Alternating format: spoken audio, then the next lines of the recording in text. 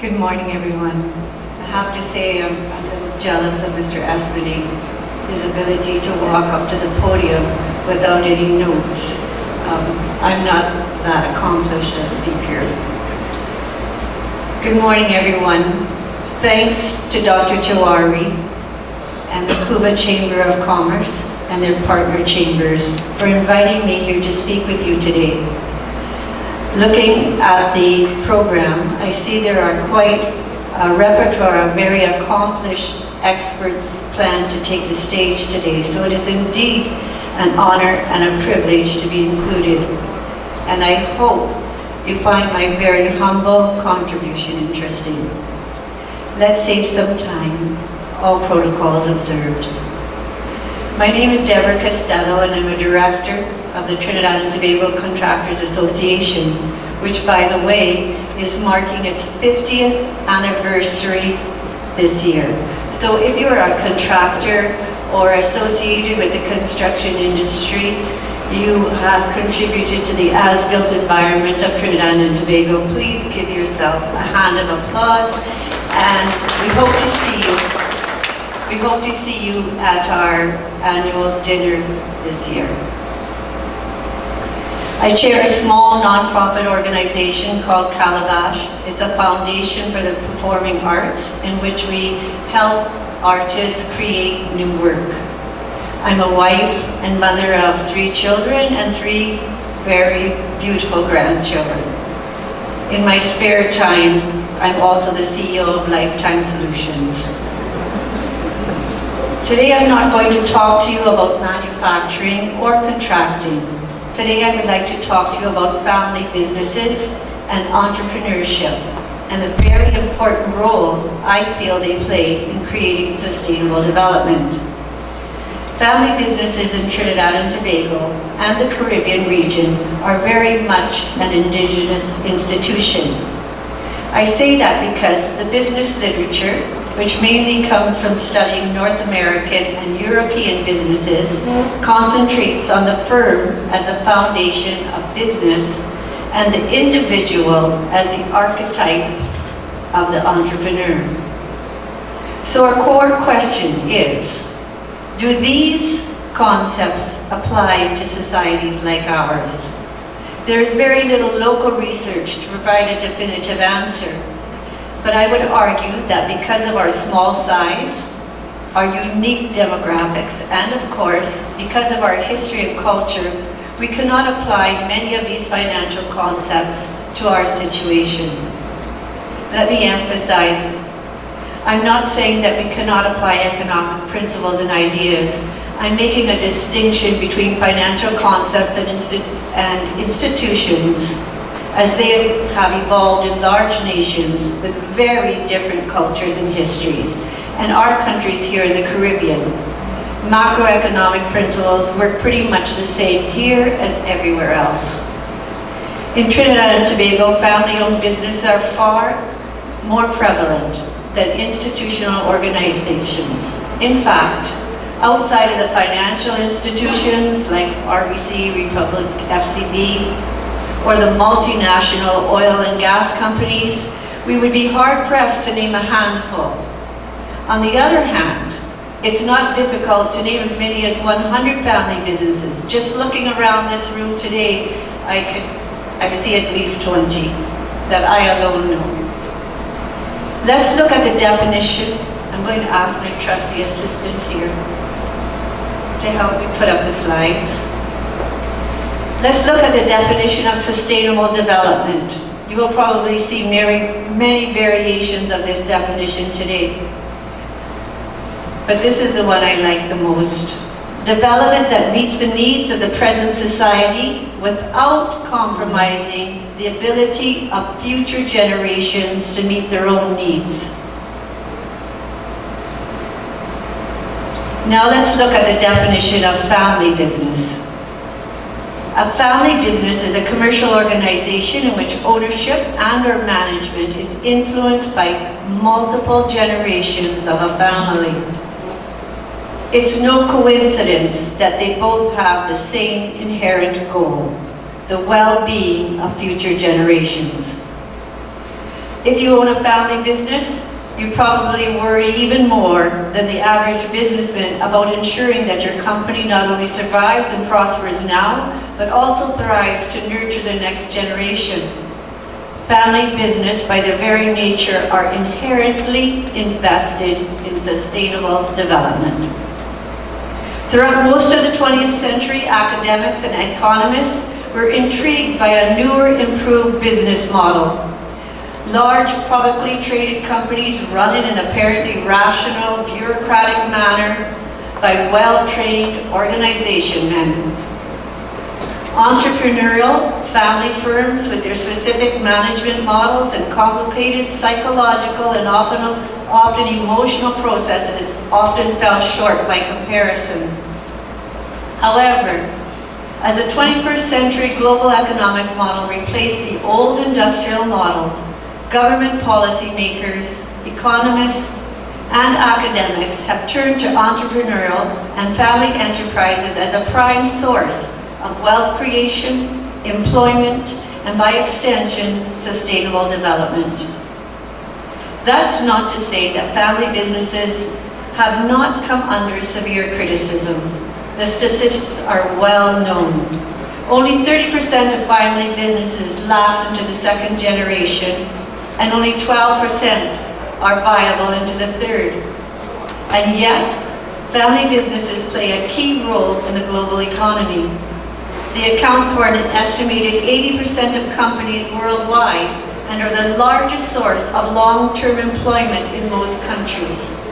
In the United States, they employ 60% of workers and create 78% of new jobs.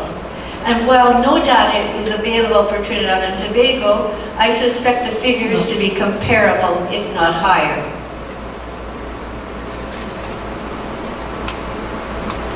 These aren't just mom and pop shops either. In 1/3 of S&P 500 companies, 40% of the 250 largest firms in France and Germany, and more than 60% of large corporations in East Asia and Latin America are considered to be family businesses, because family members either own a significant share of the equity, are actively involved in the management, and or influence key decisions, particularly the election of the chairman and the CEO.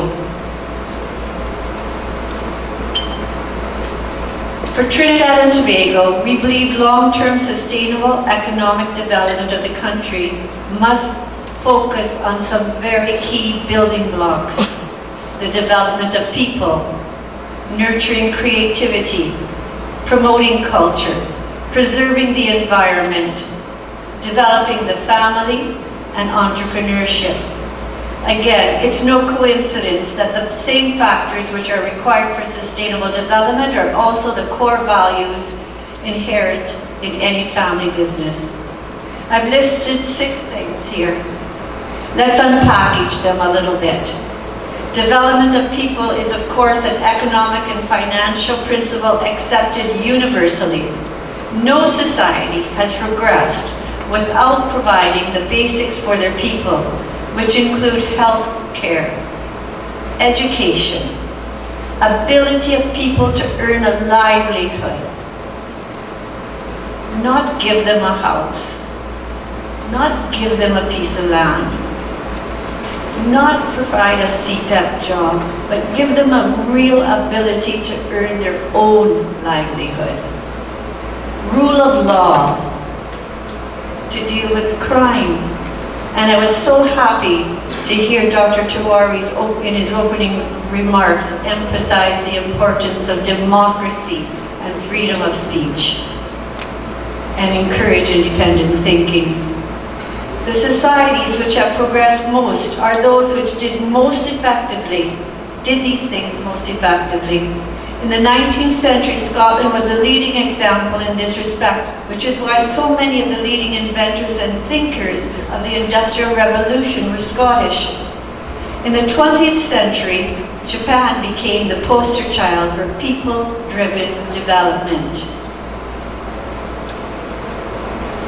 Nurture creativity. This is particularly important for a society like ours, since creative products are one of the few unique and indigenous products we can offer the rest of the world. Creativity, of course, links with culture, which in terms of the economy here in Trinidad and Tobago has more or less been limited to Carnival. It's not all that clear that Carnival itself is a profitable festival. However, it does highlight some of our strengths and abilities. Preserving the environment is important, not only for Trinidad and Tobago, but literally for the world. However, in terms of sustainable development, both ecological and economical, it is even more crucial for islands like ours. Bluntly put, if we don't preserve and take care of our environment, we don't have a tourist industry, and tourism is a sector that is crucial for the region's economic well-being and a driving force for sustainable development. And the last two, which are my main focus, the family as a tool of entrepreneurship. For our country and our society, the family, and not the firm, is a basic building block of a sustainable economy. Let me explain why. Entrepreneurship is by definition about risk. In Trinidad and Tobago, entrepreneurs generally come from two classes, the very rich and the very poor. This is not accidental. But for both classes, the risk profile is relatively low. For the very rich, risk is low because even when they fail, they have a financial cushion and the wherewithal to try again. For the very poor, the risk profile is low because relative to their lack of other options, a micro-business poses less risk to their very survival. Rich or poor families alike are more likely to support their own families to develop a business idea both financially, through education, and emotionally. Entrepreneurship is one of the vehicles that has the ability to close the gap between rich and poor. Closing the financial gap between rich and poor is a fundamental goal of sustainable development. A strong family network, and by network I mean what is called the extended family, helps cushion risk. In the developed nations, the state and its institutions cushion risk in ways that encourage entrepreneurship. But as everyone in this room knows, this isn't the case with the Republic of Trinidad and Tobago. After all, we scored on the bottom rungs in ease of doing business for the past 2 decades or so, and unfortunately, it doesn't seem to be a priority of this political administration to improve it. As many of you know, doing business in Trinidad and Tobago is often challenging. We scored low in pretty much every aspect except getting electricity. The number of forms and repetition of questions by countless agencies is enough to discourage just about anyone. By the time the approval is granted, the window of opportunity may have passed, or we might have moved on to something else. The process just grates you down so much you become discouraged and decide no longer to pursue it. Recently, much ado was made over the accuracy of numbers submitted for gas production to Standards & Poor's. So much so it overshadowed the results of many other critical aspects of our economy that are also measured by S&P. Many of the systems in place are weak with leakages and corruption. Potential to adjust these systems exists, but with elections looming, the questions remain. Will the government stay the course of investing revenue in areas of value or digress for political benefit? The main point of the S&P report is that the country has heavily relied on oil and gas with little investment elsewhere to pick up the slack now that it is needed. We must begin to invest in small and medium enterprise in order to reduce our dependency on oil and gas. These are just some of the reasons why the family and family businesses becomes a crucial institution in society like ours. Sustainable development can be achieved by incentivizing entrepreneurship and incentives to small and medium enterprises. SMEs, family business must, just like any other business, follow the same rules, comply with tax regulations, and industrial relation policy, but recognizing that sustainable development can be attained by cultivating entrepreneurship through the family unit is completely foreign here. We need to change that perspective and begin to invest in SMEs. The other issue is trust. Research in both economics and politics has established that trust between citizens is a crucial element in economic prosperity. It's obvious why. Capitalism only works on the basis of trust, honesty, and reliability.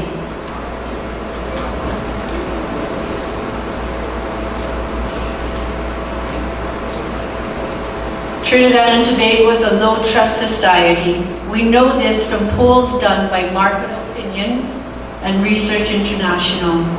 As you can see from the slide, nearly everyone in the society believes they need to be careful when doing business with other people. And this again makes the family crucial for business, since we are genetically programmed to trust our relatives more than acquaintances and strangers. And here we see the perpetual bugbear corruption. Simply put, corruption further undermines trust. Unfortunately, Trinidad and Tobago has always ranked in the lower rungs in this respect.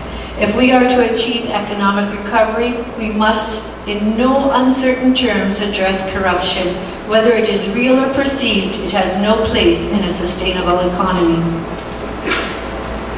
So additionally, family businesses can and often provide the springboard for sustainable development. Why? Because they build skills, foster good attitudes towards work, demand discipline, patience, foster teamwork, all of which are necessary ingredients for sustainable development. Some people believe certain families are born with business acumen. It's in their blood, they say.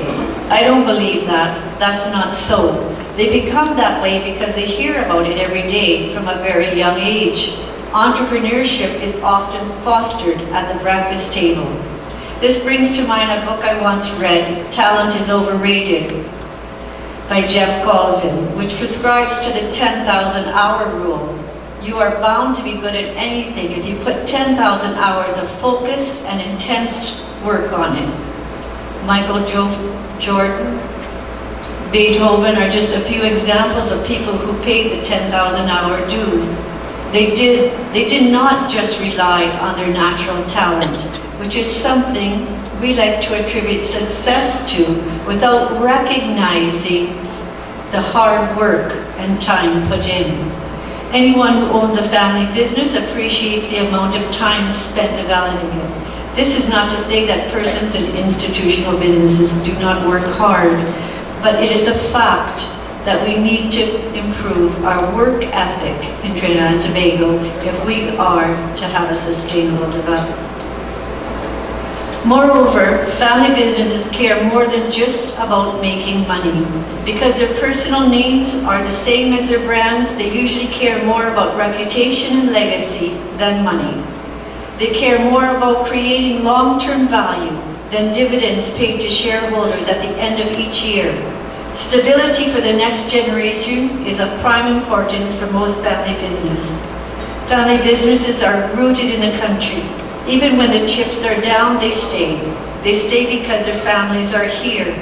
They are here for the long term, and that builds sustainable development. No multinational company is going to stay if they're not making money, and financial institutions make certain they do, even if it means dismantling a business or displacing a family. On the other hand, it is well documented that family businesses are more apt to rescue another family member rather than to see their business go down. My point is, the incentives in a family business can be even stronger than the incentives in a conventional company. Family businesses are performance-driven, which leads to success.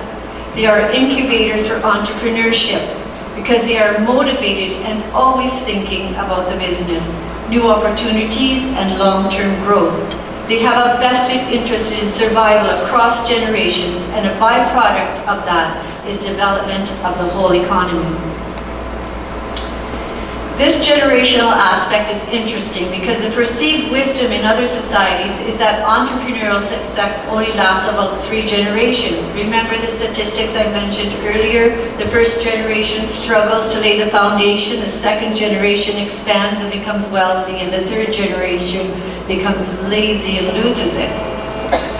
But one academic study done in 2011 in the United States found that even when firms collapse, family members still demonstrate entrepreneurial skills and develop significant family businesses, making contributions to society and community, and by extension, the economy. This is a pattern here in Trinidad and Tobago, but there are several examples where family businesses have rescued, rallied, and reinvented themselves when the chips are down. So what are the takeaways? I have just a couple suggestions. Presently, we have 2 tax bans. I believe 25% for under $1 million. Why can't we increase the tax bans? Why do we just have to have 2? Why can't we have 4 smaller ones that would encourage the growth of SMEs and family businesses? We can quibble about the actual rates, but you get the idea. We could create incentives for families as a social institution. Revisit the GATE program to incentivize entrepreneurship. Tax holidays for startup businesses. Improving the ease of business. Improve the access of foreign exchange. The new Exim Bank, which is carted to be launched later this month, I understand, will give businesses greater access to foreign exchange. But you have to be a 30% foreign exchange net earner to access the Exim Bank. What about our small businesses? This will only increase the gap between the rich and the poor. Many SMEs and family businesses fall well below this quota, which only will serve to widen the gap between the rich and poor. We must find a way to assist everyone. It is unconscionable, unacceptable that the government should be such a delinquent payer. This affects businesses and ultimately people's livelihood. Long delays in payment from government ministries has become a norm and expected. This phenomenon is very common in the area of construction, where contractors do not receive payments for years. Recently, a cabinet-approved committee was established to deal with this problem, and we are hopeful that it would be treated seriously. It has gotten so bad that financial institutions are asking clients with raised eyebrows how much their income depends on government contracts. Manufacturers are stretched to the limit, waiting for VAT returns. With the advent of the property tax to be reinstated, we are told that now plant and equipment will also be taxed. We need to restore people's confidence in the rule of law to deal with crime. And in summary, after all, when all things are said and done, sustainable development means arranging our affairs in a manner which considers the well-being of future generations. This is the essence of family's perspective. That perspective not only ensures that the present use of resources is not at the expense of future prosperity, but always focuses on trying to ensure our children and grandchildren have the opportunity to a better life than we have. If we don't move the next generation forward, we don't move our society forward. Thank you.